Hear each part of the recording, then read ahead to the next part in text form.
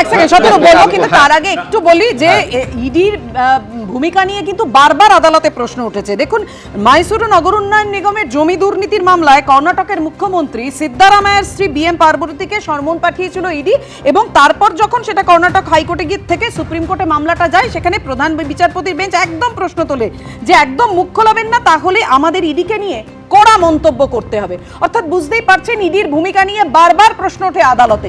এখানে আসবো আপনার কাছে, কিন্তু তার আগে আমি একটু দেখাতে চাইছি এই প্রতিবেদন, যেখানে কারো অভিযোগ বেআইনি অভিযানের, কেউ বলছে নথি চুরি করা হয়েছে।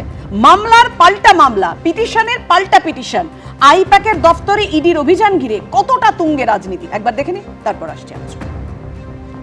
আইপ্যাক তল্লাশি কাণ্ডে সংঘাতের পারদ একেবারে সপ্তমে, আর এই সংঘাতে অন্য মাত্রা যোগ করেছে কলকাতা হাইকোর্টে ইডি এবং তৃণমূলের পিটিশন, যেখানে দুপক্ষই পরস্পরের বিরুদ্ধে চাঞ্চল্যকর সব অভিযোগ তুলেছে। নথি চুরি থেকে বেআইনি অভিযান, তথ্য ছিনিয়ে নেওয়া থেকে রাজনৈতিক উদ্দেশ্য প্রণোদিত হানা, এমন অভিযোগ পাল্টা অভিযোগের আঁচে ফুটছে রাজ্য রাজনীতি। হাইকোর্টে ইডি যে পিটিশন জমা দিয়েছে তার 9 নম্বর পৃষ্ঠায় অভিযোগ তোলা হয়, আইনত তল্লাশি চলাকালীন পুলিশকে সঙ্গে নিয়ে ইডির হেফাজত থেকে জোর করে digital device, electronic storage media এবং অপরাধ সংক্রান্ত গুরুত্বপূর্ণ নথি চুরি করেন মুখ্যমন্ত্রী। অন্যদিকে হাইকোর্টে তৃণমূলের পিটিশনে দাবি করা হয় ইডি একাধিক গুরুত্বপূর্ণ নথি বাজেয়াপ্ত করেছে, যার মধ্যে ভোটের রণকৌশল, প্রচারের কৌশল, অভ্যন্তরীণ মূল্যায়ন, রিসার্চ ইনপুট সহ বহু গুরুত্বপূর্ণ নির্বাচন সংক্রান্ত তথ্য ছিল। 5.5 ঘন্টার সবই তো চুরি করেছো, বাকি কিছু রেখেছো? তল্লাশির সময় বা অনুসন্ধানের সময় মুখ্যমন্ত্রীর নেতৃত্বে রাজীব কুমার মনোজ বর্মার হামলা করেছে তা নয়।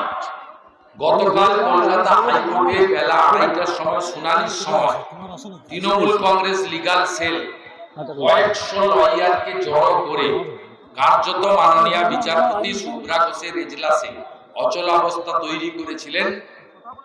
এই ঘটনার মূল দায়ী মুখ্যমন্ত্রীকে বাঁচানোর জন্য। হাইকোর্টে ইডির পিটিশনের 7 নম্বর পৃষ্ঠায় অভিযোগ করা হয়, তল্লাশিতে হস্তক্ষেপ না করতে অনুরোধ জানানো সত্ত্বেও মুখ্যমন্ত্রী সেখানে ঢোকেন।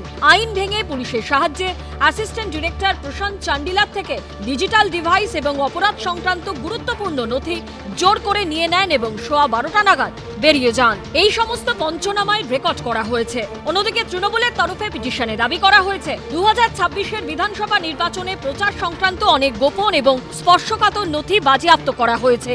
এই পদক্ষেপ রাজনৈতিক উদ্দেশ্য প্রণোদিত, বিধানসভা নির্বাচনে যাতে প্রভাব পড়ে সেজন্য গোপন নথি বাজেয়াপ্ত করার উদ্দেশ্যে এই অফিসকে ইচ্ছাকৃতভাবে টার্গেট করা হয়েছে। এটা স্পষ্ট যে এই ধরনের তথ্য বাজেয়াপ্ত করলে সুষ্ঠু নির্বাচন পরিচালনায় প্রভাব পড়বে এবং বেআইনিভাবে এসব নথি বাজেয়াপ্ত করার ফলে আবেদনকারী ক্ষতিগ্রস্ত হবে।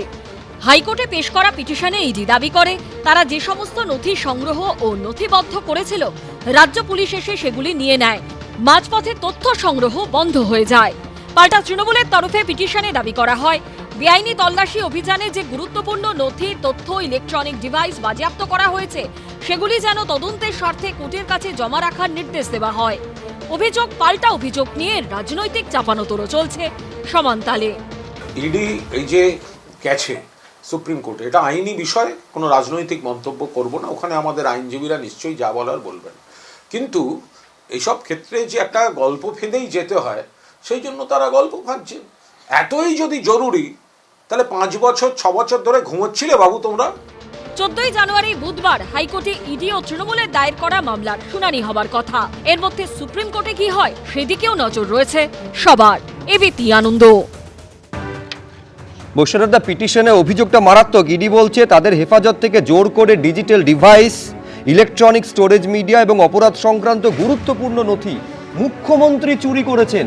বিরোধীদের অভিযোগ হচ্ছে মুখ্যমন্ত্রী একটা রাস্তা দেখিয়ে দিলেন, এরপরে যখন কোনো কেন্দ্রীয় কোনো তদন্তকারী সংস্থা এরা যে তদন্তে আসবে, আজকে মুখ্যমন্ত্রী তৃণমূল নেত্রী করেছেন, এরপরে তৃণমূলের ছোট মেজো সেজো নেতারা একই করবেন। এ রাজ্যে কেন্দ্রের একটা এজেন্সিও এখানে সুষ্ঠুভাবে তদন্ত করবে না, এটা পথ দেখিয়ে দিলেন মুখ্যমন্ত্রী, এইটা বিরোধীদের অভিযোগ।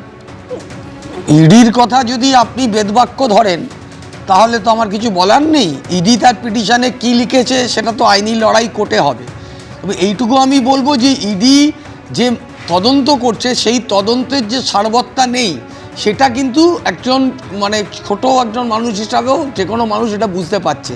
যদি কয়লার যে মামলাটায় উনি বলছেন একটা অ্যাকিউজডের স্টেটমেন্টের উপরে, আমরা যতটুকু আইন জানি একজন আসামি যদি সেখানে কোনো স্টেটমেন্ট করে তার এভিডেন্সিয়ারি কোনো ভ্যালু হয় না। যে যার অনুপ মাঝি মাঝির কথা বলছেন তার একটা স্টেটমেন্টের উপরে ওনারা গেছেন, যার এভিডেন্সিয়ারি ভ্যালু 0।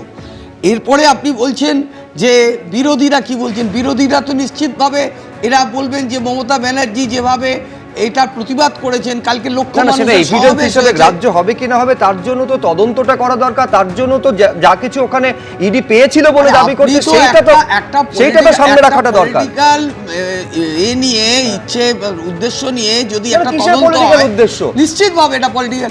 সবাই জানে political যে উদ্দেশ্য? আইপ্যাক তৃণমূল কংগ্রেসের হয়ে স্ট্র্যাটেজি তৈরি করছে, তৃণমূল কংগ্রেসের BLA 1 BLA 2 লিস্ট আইপ্যাকের অফিসে আছে, আমাদের পার্টির কিছু ঠিক, এটা সবাই জানে, কিন্তু এটা কেউ জানে না যে আইপ্যাকের অফিস তৃণমূলের পার্টি অফিস। হ্যাঁ, আইপ্যাক সহযোগী হিসাবে তো এটা সবাই জানে, এটা গোপন কিছু নেই। না, কিন্তু আইপ্যাক যে তৃণমূলের পার্টি অফিস এটা কেউ জানতো না, এটা পরশুদিন পরে জানা গেছে। তৃণমূলের সমস্ত কাগজপত্র লিস্ট সমস্ত সেখানে রয়েছে, সেখানে আমাদের ডকুমেন্ট ভ্যালু ইম্পর্টেন্ট ডকুমেন্টকে তারা স্ন্যাচ করে নিয়ে যাবে। ইডি কি করে আসতে পারে এখানে? ইডি তদন্তে আপনি দেখান না, এতদিন ধরে তো তদন্ত হয়েছে 5 থেকে 6 বছর, তাহলে নিশ্চয়ই এর আগে কোনো ঘটনা আছে, সেই ঘটনার দ্বারা এনাকে ডাকার কথা হয়েছে বা কোনো নোটিশ করার কথা হয়েছে বা আসবার কথা হয়েছে। 6 বছরে তদন্তে কিছু হলো না, ঠিক নির্বাচনে যখন এসে গেছে, SIR চলছে, এই প্রক্রিয়া যখন চলছে, রাজনৈতিক এইটাকে ডামাডোল তৈরি করার জন্য আজকে এই জায়গাটা নিয়ে আসলো। এবিপি আনন্দ, এগিয়ে থাকে, এগিয়ে রাখে।